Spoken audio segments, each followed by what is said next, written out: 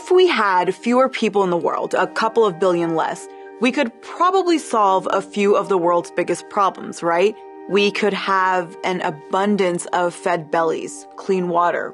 We would have less crowded classrooms, less carbon emissions destroying our Earth's future. Fewer people in this world would mean that there would be enough resources to make sure that everyone is fed, healthy, educated, and that our quality of life is so much better than it is today. That idea should sound familiar because it's everywhere. Headlines, TV, YouTube recommendations. The faster we improve health, the faster family size goes down. It's the idea that because so many people, especially in Asia, Latin America, and Africa, are having so many babies, our carbon footprint is increasing. And that just means more drowning coastal cities, never-ending fires, destroying wildlife, perpetual states of hurricane recovery, and increased mass migration. And so if the problem is framed as there just being too many people and not enough resources, then what's the solution if you can't create more resources or lessen the carbon footprint? It's fewer people, right? But is that true, that the answer to the climate crisis and a lack of resources is that impoverished families, again, across Latin America, Asia, and Africa just need to have fewer kids, that women just need education and birth control, and we're on our way to a sustainable planet? Or is the real story here about a monopoly on resources, about the scarcity it created for most of the world's population, about industry practices that are reliant on environmental exploitation? And have we instead been pushing forward a narrative that plays into age-old Euro-American ideas about eugenics, border policing, and which populations are deemed burdensome? Welcome to Backspace, where we tell you how the story's told in the headlines, and then we think about how we can tell it a little differently.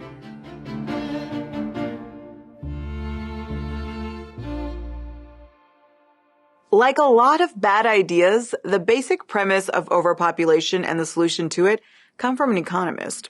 In 1798's An Essay on the Principle of Population, Thomas Malthus argued that the larger the population is, the greater the stress on resources and the greater the occurrence of poverty. And so the only way to avoid catastrophes such as famine, food scarcity, and ensuing strife would be to decrease the number of births. At face value, it seems logical, and at this point, very familiar. But it's an argument that has not only been more or less debunked, but relies on a premise we automatically believe is true because we've been told it is.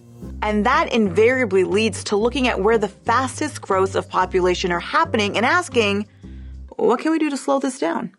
Researchers say there is a much better way to reduce our carbon footprint than driving hybrid cars, using energy-saving bulbs, and recycling. Just have fewer children. The skyrocketing world population is apparently affecting the environment. The carbon footprint of extra children is 20 times higher than other environmentally friendly practices. Climate change, the pressure of a growing population of 7 billion on our increasingly fragile planet. We have planetary limitations. But headlines and news reports won't call cities like New York and Paris overpopulated and struggling with resource distribution as a result of that overpopulation. Nor will they focus on the carbon footprint of these cities or other American and European cities. Even accompanying images in reports or articles about the impact of so-called overpopulation will, more often than not, consist of images of Asian, African, and Latin American populations. So the term overpopulation, whenever I hear it, I always want to ask, so, who in particular do you have in mind? Like, what kinds of people do you think shouldn't be here? And why is it you feel that way? And this is where the far right and liberals end up meeting on climate issues, because of how we've chosen to understand and tell the story of the human-made climate emergency. For the far right, it's about protecting resources from those others. Across Europe, far-right parties, which have been gaining political ground over the last decade, have revived what has been an old tradition on that end of the spectrum: eco-fascism. I think the only thing scarier than a far-right racist movement that denies the reality of climate change is a far-right racist movement that doesn't deny the reality of climate change, that actually says this is happening. Both the Christchurch and El Paso white nationalist mass murderers wrote manifestos that decried the so-called impact of overpopulation, specifically the overpopulation of immigrants, on the environment and on resources. The El Paso shooter wrote about how he wanted to stop the Hispanic invasion of Texas and that fewer people would mean that the American way of life would be more sustainable. He killed 23 people in a Walmart in 2019, injuring more than 24 others. The Christchurch shooter identified himself as an eco-fascist and wrote in his manifesto that immigration was in fact environmental warfare. He killed 51 Muslim worshippers at 2 mosques in 2019, injuring over 40. And while eco-fascism may seem very modern, it's actually rooted in something very classically American. The roots of eco-fascism are traced back to America's progressive era, a period between 1896 and 1920 where social movements advocating for the betterment of society gained successful momentum and were led by upper and middle class white Christian men and women.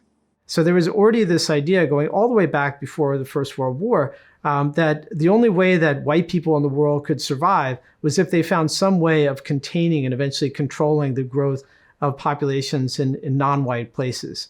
In 1916, American lawyer and conservationist Madison Grant published one of the most influential books of the last 100 years, The Passing of the Great Race, or The Racial Basis of European History. Many of the ideas in Nazi Germany's racial science that rationalized the Holocaust were actually inspired by these American eugenicists. Hitler called Grant's book his Bible. And Hitler's Bible informed the foundation of environmentalism in this country itself. Grant argued that the so-called Nordic race was under threat from certain world populations and that in order to protect the earth, its resources, and the environment, we needed to eliminate the migration and even the existence of certain populations. And central to Grant's solution was eugenics. Eugenics ascribes societal value to a person's race and class. Those who aren't seen as valuable are considered leeches on resources, and thus, under this outlook, they deserve to be lessened in numbers, to be culled, eliminated. Grant wasn't a lone pioneer in the realm of eugenics and conservation. He had the company of many, including President Theodore Roosevelt.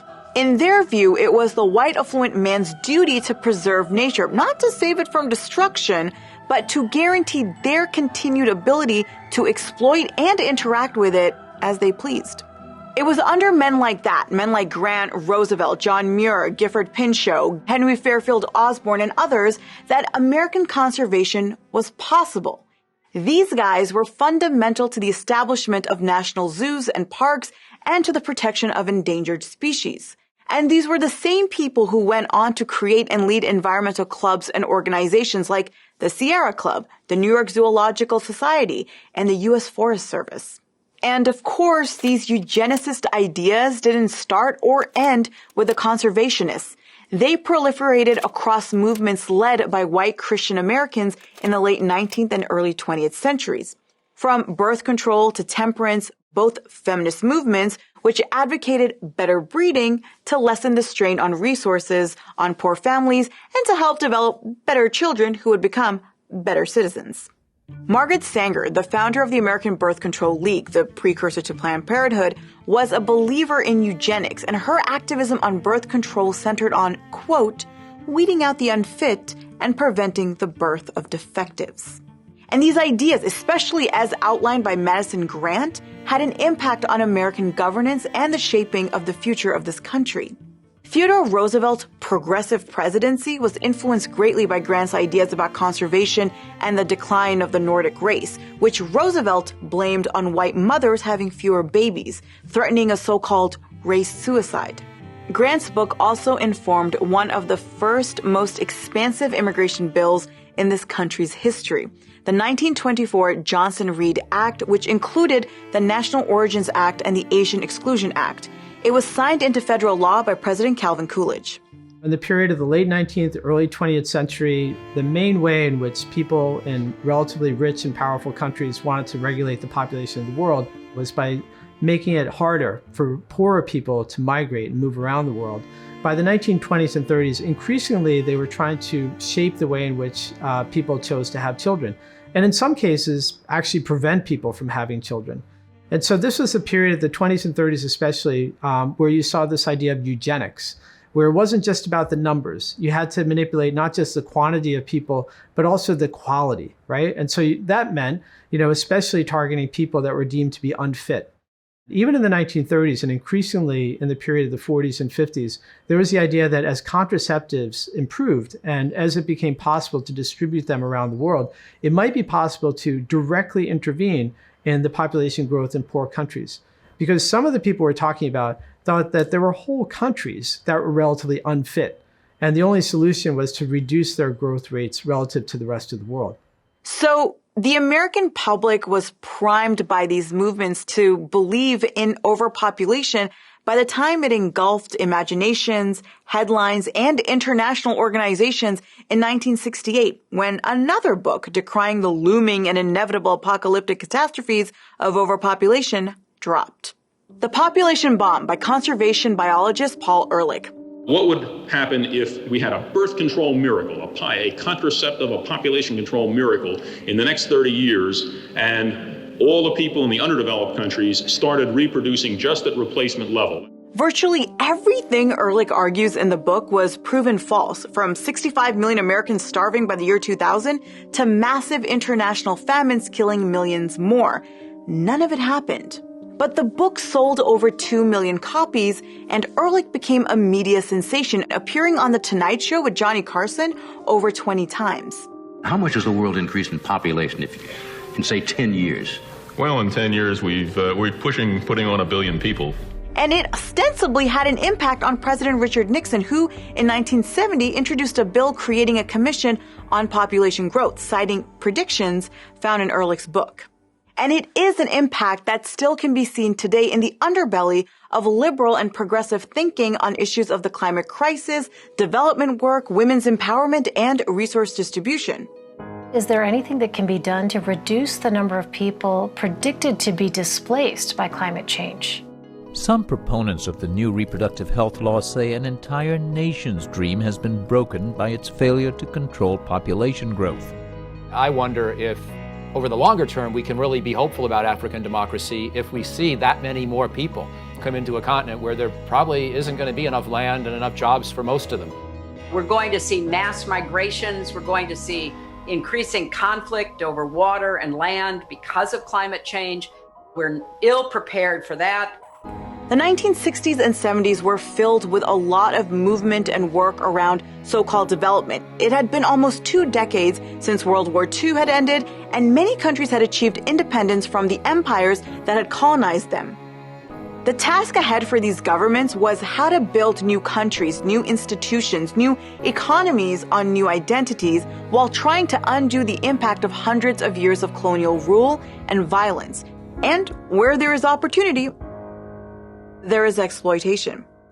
The U.S. in particular had a fear that increased populations would lead to increased poverty in vulnerable nations and thus lead to the spread of communism. And so American foundations like the Ford Foundation and the Rockefeller Foundation led the charge among the UN, World Health Organization, the IMF, and the World Bank in creating and pushing development programs that had family planning at the center. And the Ford and Rockefeller Foundations led one of the biggest and most disastrous population control programs under the guise of family planning and development in India. Who exactly elected those people? They were actually making life and death decisions, about healthcare, about things like, should they pay incentives for poor people to be sterilized? And just picture it, if you will. They're talking about how they're doing all these things, what in fact were really drastic steps, that led to gross human rights abuses. While China's disastrous and failed one-child policy receives a lot of deserved critique, India's sterilization program and the entire American-made infrastructure of it has notably received less of our attention. India had long been at the center of European and American eugenics conversation for being too populous. Human-made famines resulting from British colonial policies were blamed on the land not being enough to house and feed the Indians that inhabited it. And India itself was seen as a policy guinea pig by both the British and Americans. Even Sanger, who I mentioned earlier, wanted to open up birth control clinics in the British Raj to test out how beneficial it could be to alleviating the problems of India. And there were upper caste Hindu Indians, part of the country's elite, many foreign educated, many part of India's Liberal Congress Party, who agreed with the colonial sentiments of too many people, but specifically with regards to the fertility rates of lower caste Hindus and the Muslim community. And so family planning became a part of Indian domestic development policy through the late 50s and 60s, supported, even pushed, by many international American groups and the U.S. government itself.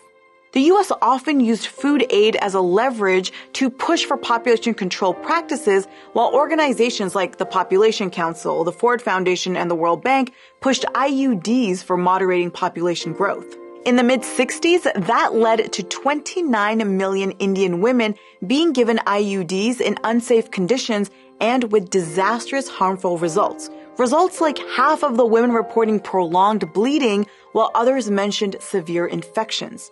And while the majority of sterilization efforts in Indian history have focused on women, in 1975, the family planning policy and infrastructure was used to target poor and rural class men. There is no doubt that if our population continues to grow at the present rate, we are going to have very severe problems by the end of the century. Prime Minister Indira Gandhi, in the midst of scandal, an economic crisis, and the possible loss of power, enacted what was called the emergency, a period of 21 months during which she had suspended the Indian constitution. A key feature of the emergency was Gandhi's accelerated population control effort, which included forced sterilizations of men. Her son, Sanjay Gandhi, who was poised to take over the leadership of the Congress Party, led the efforts. In 1976 alone, over 6 million Indian men were sterilized in pursuit of Gandhi's agenda to help the underprivileged, and it was made possible by a mass sterilization infrastructure created by the Ford Foundation's Douglas Ensminger. And none of this is of the past either. Reproductive rights and even women's empowerment development programs are underpinned with the belief that access to contraceptives and education, for women especially, will lead to fewer births in burdened countries. What we do between now and 2050 with education, with economic growth, with health and nutrition, that'll really set the course for moderating the population growth between 2050 and 2100. So practically everybody now working in the field of family planning will tell you that they're doing it not because of overpopulation. They'll say that they're doing it because of reproductive rights. And this is exactly right. I think almost everyone, could agree that people should be able to own and control their own bodies. The issue is that when organizations like the Gates Foundation support family planning, right, and say that they're doing it for the purpose of reproductive rights, the only kind of care they provide, typically, when it comes to things like choosing family size, is to assist those who would like to limit their family size, right? But if you really believe in reproductive rights, if you believe this idea that family planning is about helping people to have the families that they choose to have, then you ought also to be assisting those who are not able to have children and would like to. That is, if they really believe in reproductive rights, then they wouldn't only be providing contraception and abortion. They would also and already be providing treatment for infertility, which in many cases can be taken care of at a relatively low cost. None of this is to say that having access to birth control or even girls' education is eugenics. It is to say, however, that even those who have presented themselves with the best of intentions for the development of impoverished and struggling post-colonial countries have done so based on beliefs about populations rooted in the same ideas that were foundational to 20th century fascism. If the climate emergency is going to be the defining crisis of our time that impacts everything from migration to food security, then we're going to need to find a way to talk about it without casually strolling into the trap of the overpopulation myth, a myth embraced by the far right and propelled by the most liberal of our institutions. So, how do we do that? How do we avoid falling into that trap? It's actually quite easy, but it involves first an honest reckoning with the history of environmentalism and who is consistently given the mantle of public and international policy shaping, as well as dictating how we talk about it. We now realize that the disasters that continue increasingly to afflict the natural world have one element that connects them all: the unprecedented increase in the number of human beings on the planet. When it was considered politically incorrect to mention it, and I was determined to mention it, I decided to call it voluntary population optimization. Billionaires have a vested interest in philanthropy that not only obscures their own role in exacerbating the problems they position themselves to be the saviors of, but also sustains a need for them. In other words, instead of a glorification of Bill and Melinda Gates, billionaires and their philanthropist organizations having the unchecked, unelected, vast reach and impact on issues of reproductive health and education in already exploited regions, there should be a questioning of it. Better coverage also begins with being accurate about the causes of the climate crisis, about who is responsible. Because when we talk about how the world is too populated, it assumes that all people live equally and thus have an equal impact on the environment. There's a lot about climate change that's very complex, but there are certain elements of it that seem simple.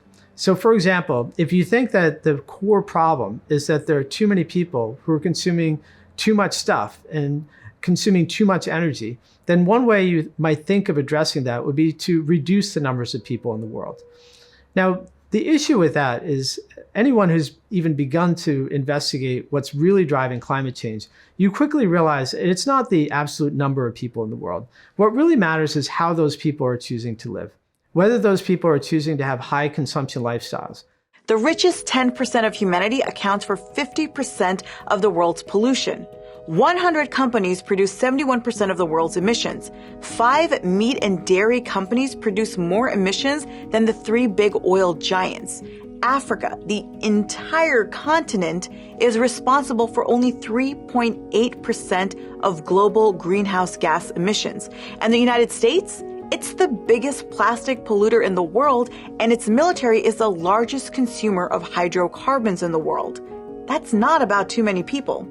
If you're living in a relatively wealthy country and you have the great fortune, to have lots of disposable income and there's lots of stuff that you can buy and have, then you begin to think about your own choices, right? And the way that you and perhaps your elected leaders are contributing to a way of life that is simply unsustainable, especially if you imagine the rest of the world aspiring to that same kind of life. Now, if on the other hand, you think that, well, actually, the problem is all these people in the world, there are just too many of them, then you shift attention away from the choices that you're making and you find ways of blaming other people in other countries, even though those people are only consuming a fraction as much as somebody in a high consumption society like the United States. That's what needs to be at the center of the coverage of the climate emergency. Our economies of unfettered consumerism and wasteful pursuits mixed in with the control that corporations, philanthropic groups, and lobbying money have on environmental and public health policies. There is critical journalism out there that is pushing back against the overpopulation trope. There are journalists warning about the meeting of eco-fascism and liberal movements and holding to account the systemic practices that enforce destructive habits. But the fears of overpopulation still crop up because they hold political currency. If you think that we're living in the midst of a crisis or even an emergency, you have to think about, what sort of actions does that authorize? Well, there's a long history now. The history of the population control movement more than once declared that we were living amidst a population crisis or even an emergency. And there are times in which, because of that kind of language, because of that idea, they authorized appalling human rights abuses. When we hold accountable those who repeat the myths of overpopulation and those who create the conditions for the climate crisis, we're able to make it a lot harder for ugly and violent ideologies to find a comfortable home. And when we do that, we no longer grant the panic of an uncertain future the power to determine who can and cannot share it with us. Hey guys, thanks so much for watching. Population control is a heavy subject, but what's really also interesting about it is that, again, once you kind of know the history of it, you see it everywhere. You know, you'll be like watching the nightly news or something of that sort, and all of a sudden, just like that, they'll be like, oh, you're having too many kids and it's not good for the environment. Oh, I don't feel so good right now. Anyways, don't forget to like, share, and subscribe.